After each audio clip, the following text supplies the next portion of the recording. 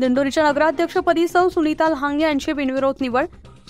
दिंडोरी नगर पंचायतच्या नगराध्यक्षपदी सौ सुनीता लहांगे यांची बिनविरोध निवड झाली आहे। सौ कल्पना गांगोडे यांनी रोटेशन पद्धतीनुसार राजीनामा दिल्यानं रिक्त झालेल्या नगराध्यक्षपदासाठी सौ सुनीता लहांगे यांचा एकमेव अर्ज दाखल झाला होता।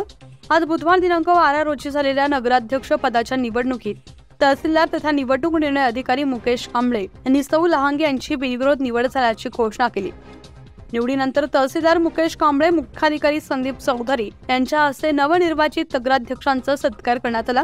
लहांगेंच्या अर्जावर सूचक म्हणून नगरसेविका आशा कराटे यांची सही होती, तर माजी नगराध्यक्षा कल्पना गांगोडे यांची अनुमोदक म्हणून सही होती।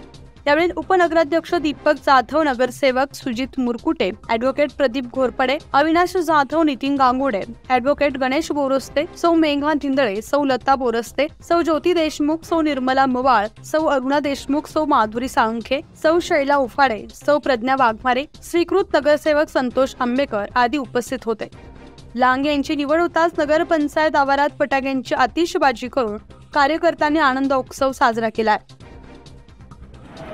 मला आज नगराध्यक्षपदाची संधी मिळाली। नगराध्यक्षपदाच्या माध्यमातून मी दिंडोरी शहराच्या विकासासाठी सदैव प्रयत्नशील राहील। मला नगराध्यक्षपदाची संधी दिल्याबद्दल सर्व नगरसेवकांचे तसेच माजी आमदार रामदासजी चारोस्कर साहेब यांचे आभार मानते आणि दिंडोरीचा विकास चांगल्यात चांगला करेल असा मी प्रयत्न करेन। न्यूज 15 मराठीसाठी प्रतिनिधी बापू चव्हाण, नाशिक।